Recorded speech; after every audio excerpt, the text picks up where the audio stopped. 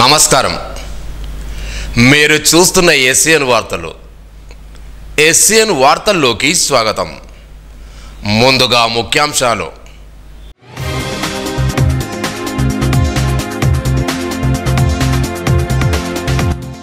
ప్రభుత్వ భూములను ఆక్రమిస్తే కఠిన చర్యలు, కలెక్టర్ హెచ్చరిక.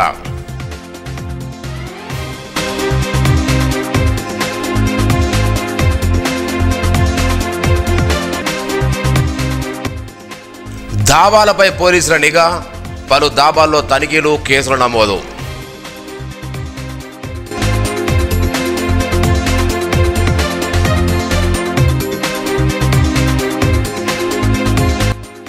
ఫోక్సో చట్టాలపై అవగాహన కలిగి ఉండాలి. జిల్లా న్యాయ వ్యవస్థ అధికారి జడ్జి రాధిక.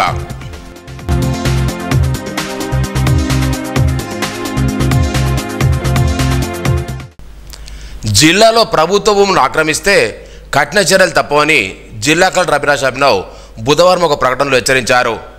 ఇటీవల జిల్లాలోని కొన్ని ప్రాంతాల్లో సర్కార్ భూములు ఆక్రమణకు గురవుతున్న విషయాలు గుర్తించామని, వాటిని రెవెన్యూ అధికారులు వెంటనే స్వాధీనం చేసుకున్నారని తెలిపారు. ఈ నేపథ్యంలో రెవెన్యూ అధికారులకు సర్కార్ భూములపై ఎటువంటి ఆక్రమణైనా కఠినంగా అంచవేయాలని సూచించినట్టు తెలిపారు. ఇప్పటికే పలు మండలాల్లో రెవెన్యూ శాఖ సర్వేలు చేపట్టి చర్యలు తీసుకుంటుందన్నారు. ప్రభుత్వ భూముల పరిరక్షణకు ప్రజలు సహకరించాలని, ఇకపై అక్రమాలకు పాల్పడిన వారిపై చట్టపరంగా కఠిన చర్యలు తీసుకుంటామని కలెక్టర్ స్పష్టం చేశారు. బైన్సా ఏఎస్పీ క్యాంప్ కార్యాలయంలో బుధవారం గ్రీవెన్స్ డే కార్యక్రమాన్ని నిర్వహించారు. జిల్లా ఎస్పీ జానకిషోర్ పాల్గొని బైన్సా సబ్ డివిజన్లోని పరిధిలోని వివిధ ప్రాంతాల నుంచి వచ్చిన ఆర్జిదారుల ఫిర్యాదులు స్వీకరించారు. సంబంధిత పోలీస్ స్టేషన్ అధికారులకు ఫోన్ల ద్వారా బాధితులకు చట్టపరంగా అందాల్సిన సహాయాన్ని అందిస్తూ వారికి సమస్యలు పరిష్కరించాలని ఆదేశించారు. అలాగే షీ టీమ్ సిబ్బందితో కొన్ని కుటుంబకాల కేసుల్లో ఇరుపాటి వారి కౌన్సిల్ నిర్వహించారు. బైన్స్లో షీ టీమ్ సిబ్బంది ద్వారా కౌన్సిలింగ్తో కుటుంబాలు నిలబడుతున్నాయని, నిర్మల్రాకు రావడానికి కష్టంగా ఉండని అర్థం చేసుకుని బైన్సాలో కౌన్సిలింగ్ గురించి ఫిర్యాదులు సంతోషం వ్యక్తం చేశారు.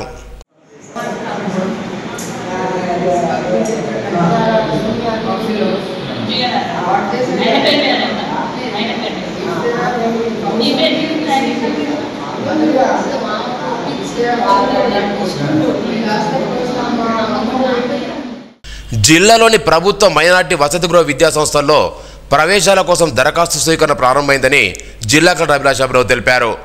బుధవారం తన ఛాంబర్లో మైనార్టీ విద్యా సంస్థల్లో ప్రవేశాలకు సంబంధించిన పోస్టర్లను అధికారులతో కలిసి ఆవిష్కరించారు.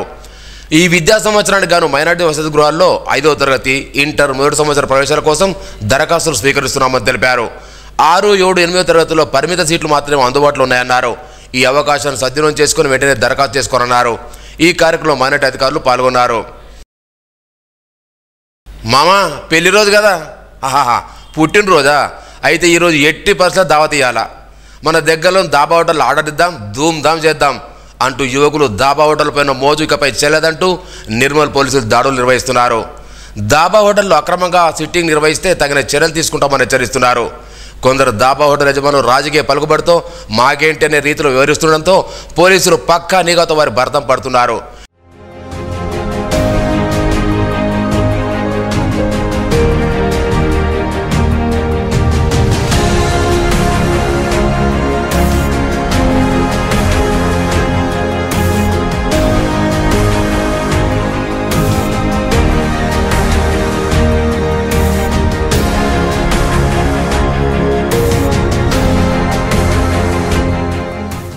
నిన్న మొన్నటి వరకు 3 పువ్వులు 6 కాయల సార్ వ్యాపారంపై నిర్మల్ జిల్లా ఎస్పీ డాక్టర్ జానకిషోర్ల ఉక్కుపాదం మోపుతున్నారు.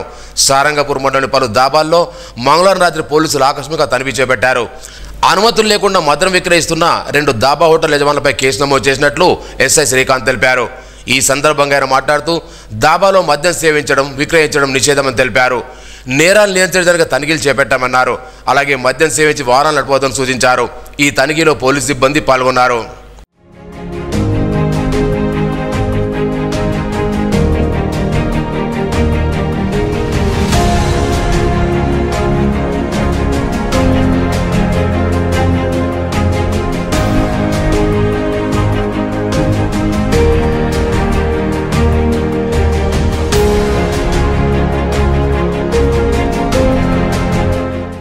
ఫోక్సో చట్టాలపై అవగాహన కలిగి ఉండాలని జిల్లా న్యాయ సేవా సంస్థ అధికార సంస్థ జడ్జి రాధిక సూచించారు.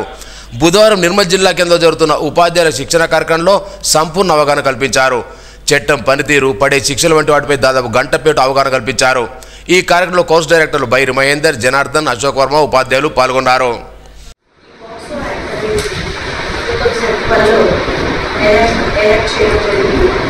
నవంబర్ 2012 నుంచి ఈ యాక్ట్ పోస్టులో వచ్చింది. ఈ యాక్ట్కి సంబంధించిన రూల్స్ కూడా 2012 ఫ్రేమ్ అయ్యాయి. So both the act and rules came into force from November 2012. So ఈ యాక్ట్ రావడానికి అసలు రీజన్ ఏంటి? 2012కి బిఫోర్ చిల్డ్రన్ పైన సెక్సువల్ ఆఫెన్సెస్ జరగలేదు అంటే జరిగేవి. అంతకుముందు కూడా యాక్ట్స్ ఉన్నాయి. మీ అందరికీ తెలిసిన జనరల్గా చెప్పు ఇండియన్ పీనల్ కోడ్ IPC అనే act is enacted in 1860. So అప్పటి నుంచి కూడా అన్ని ఆఫెన్సెస్కి ఇట్స్ కోడిఫైడ్ పీనల్ కోడ్ ఉంది. సో దానిలో ఈ కైండ్ ఆఫ్ ఆఫెన్సెస్ కూడా అడ్రస్ చేశారు. Am I audible? Yes. Am it clear? Yes. Perpetrator and there should be a mechanism, proper mechanism which deals with the inquiry process of the child abuse. So we need to do a comprehensive and complete enactment ఉండాలనేది 1992లో UNO decide చేసింది. మనకి 2012 after 20 years ఈ enactment అనేది వచ్చింది. So మీ అందరికీ కూడా Nirbhaya incident తెలుసు. So most of the accused and victim were engaged in the case. One of the accused was minor. So అప్పుడు మనకి నేషన్ వైడ్ యాజిటేషన్స్, సో చాలా డిబేట్స్ ఇవన్నీ కూడా జరిగాయి. సో అయితే ఈ యాక్ట్ జస్ట్ 47 సెక్షన్స్ మాత్రమే ఉంటాయి. కానీ this is very powerful act. Perpetrator, I mean offender cannot escape from the offense if he commits. So anta stringent enactment, sometimes judges kuda helpless condition lo untaru because the role of the judge is putting the offense, evidence, material, everything, statements. జిల్లా కేంద్రంలోని NTR mini స్టేడియంలో బుధవారం నిర్వహించిన summer క్యాంపులో పాల్గొంటున్న విద్యార్థులకు municipal శాఖ ఆధ్వర్యంలో అరటిపళ్ళను పంపిణీ చేశారు. ఈ కార్యక్రమంలో మున్సిపల్ కమిషనర్ జగదీశ్వర్ గౌడ్, జిల్లా యువజన క్రీడా శాఖ అధికారి శ్రీకాంత్ రెడ్డి, వ్యయ ఉపాధ్యాయులు పాల్గొన్నారు. సారంగపూర్ మండలంలోని ప్రసిద్ధ పుణ్యక్షేత్రమైన అడెల్లి మహాపోచమాలానికి వచ్చే భక్తుల సౌకర్యార్థం BSNL ప్రతిపాదన మేరకు బుధవారం రవీంద్రనగర్ గ్రామ సమీపంలో స్థలాన్ని కేటాయించినట్టు FRO రామకృష్ణ తెలిపారు. స్థానిక అటవేదికలతో కలిసి BSNL టవర్ నిర్మాణం కావాల్సిన స్థలాన్ని, హద్దులను ఏర్పాటు చేయడం జరిగిందన్నారు. డిప్యూటీ రేంజ్ అధికారి నజీర్ ఖాన్, బీట్ ఆఫీసర్ సవంతి, రవీంద్రనగర్ గ్రామస్తులు పాల్గొన్నారు. బోధ్ మండలంలోని పాట్నాపూర్ గ్రామంలో బోధ్ పోలీస్ శాఖ ఆధ్వర్యంలో నిర్మల్ స్వప్న ఆసుపత్రి వారి సహకారంతో మెగా ఉచిత వైద్య శిబిరాన్ని ఏర్పాటు చేశారు. ఆదిలాబాద్ జిల్లా ఎస్పీ అఖిల్ మహాజన్ ముఖ్య అతిథిగా హాజరై ఉచిత శిబిరాన్ని ప్రారంభించారు. ఈ సందర్భంగా ఆయన మాట్లాడుతూ మారుమూల ఆదివాసీ గ్రామంలో వైద్య సేవలు అందించాలనే ఉద్దేశంతో ఉచిత వైద్య శిబిరాలు ఏర్పాటు చేయడం జరుగుతుందన్నారు. ప్రజలు ఈ అవకాశం సద్వినియోగం చేసుకోవాలని సూచించారు. వైద్య శిబిరానికి సహకరించిన స్వప్న ఆసుపత్రి యాజమాన్యాన్ని అభినందించారు. ఈ కార్యక్రమంలో స్వప్న ఆసుపత్రి వైద్యులు డాక్టర్ నాలం శశికాంత్తో పాటు ఆదిలాబాద్ ఎస్పీ జీవన్ రెడ్డి, పోలీస్ సిబ్బంది పాల్గొన్నారు.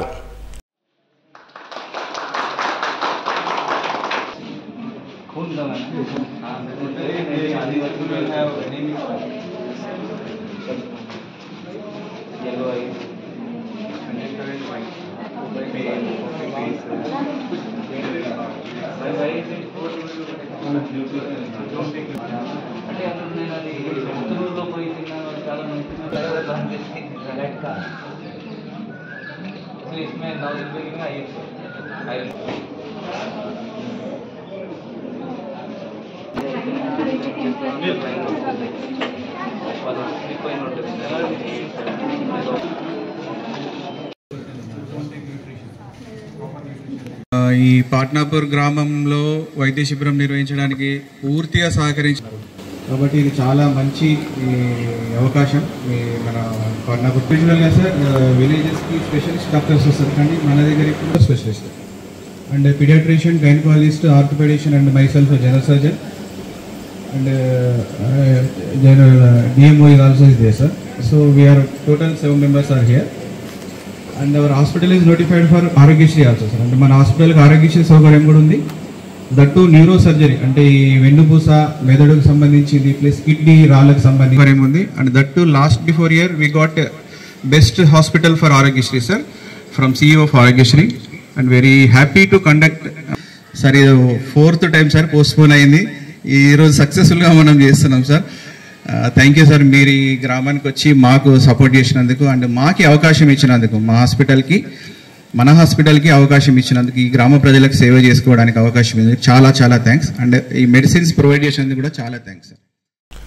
ముదోల్ మండలం రాళ్లబోర్గం గ్రామంలో గౌతమ బుద్ధుని విగ్రహాన్ని అధికారులు తొలగించడం సరికాదని అంబేద్కర్ యువజన సంఘం జిల్లా అధ్యక్షుడు రంజిత్ పేర్కొన్నారు.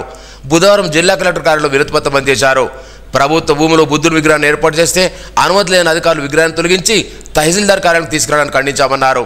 రాష్ట్రంలో బీజేపీ ఉన్న ప్రాంతాల్లో దళితులపై దాడులు జరుగుతున్నాయని ఆవేదన వ్యక్తం చేశారు. గ్రామంలో దళితులపై దాడి చేసిన అగ్రవర్ణ కులస్తులపై కఠిన చర్యలు తీసుకోవాలని కోరారు. ముదోల్ మండల్ రాళ్లబోర్గం గ్రామంలో వైశాఖ బుద్ధ పౌర్ణమి సందర్భంగా అక్కడ ప్రభుత్వ స్థలం సర్వే నంబర్ 249లో ఏదైతే 26 ఎకరాల 2 గుంటల ప్రభుత్వ స్థలం ఉంది ఆ రాళ్లబోర్గం గ్రామంలో, అక్కడ దళితులందరూ కలిసి సుమారు ఒక 78 మాల కుటుంబాలు, దళిత కుటుంబాలు కలిసి అక్కడ వైశాఖ బుద్ధ పౌర్ణమి రోజు బుద్ధుడి విగ్రహాన్ని ఏర్పాటు చేసుకొని వాళ్ళు బుద్ధ జయంతిని జరుపుకోవడం జరిగింది. మరి ఆ బుద్ధ జయంతిని ఓర్చుకోలేని ఈ దళితులు అక్కడ ఒక ఎకరం భూమిని బుద్ధ జయంతి బుద్ధ వనం కోసం తీసుకోవడాన్ని ఓర్చుకోలేనటువంటి అగ్ర కులాలు వీడీసీ వ్యవస్థ ఈ రెండు కలిసి ఆ రాళ్లబోర్గం గ్రామంలో ఏదైతే దళితులు బుద్ధవనం కోసం ఉన్నారో ఆ బుద్ధవనం పైన దాడి చేసి అక్కడ ఉన్నటువంటి 78 దళిత కుటుంబాలను కర్రలతో రాళ్లతో దాడి చేసి గాయపరచడం జరిగింది.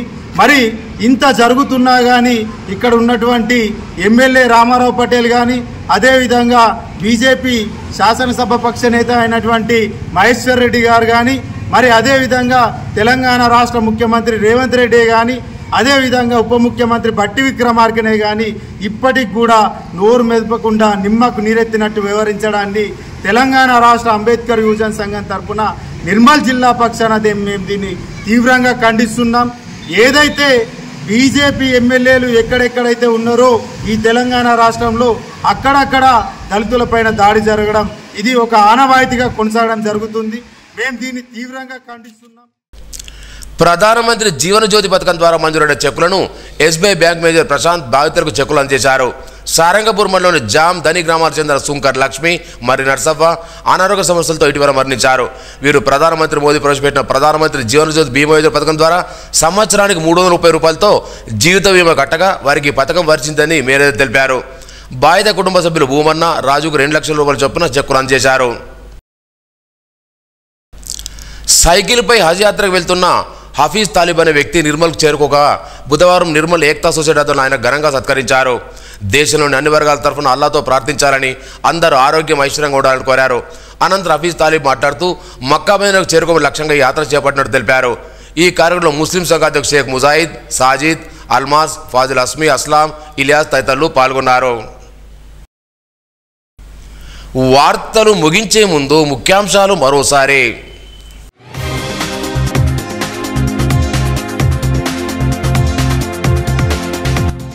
ప్రభుత్వ భూములను ఆక్రమిస్తే కఠిన చర్యలు, కలెక్టర్ హెచ్చరిక.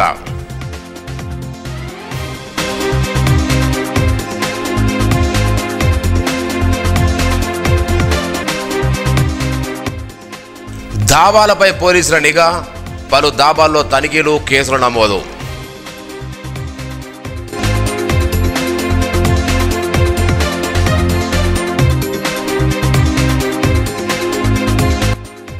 ఫోక్సో చట్టాలపై అవగాహన కలిగి ఉండాలి, జిల్లా న్యాయ సేవస్థ అధికారి జడ్జి రాధిక.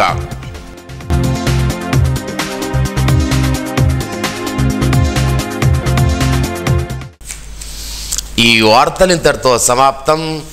తిరిగి రేపు ఇదే వేళ కలుసుకుందాం. అంతవరకు సెలవు. నమస్కారం.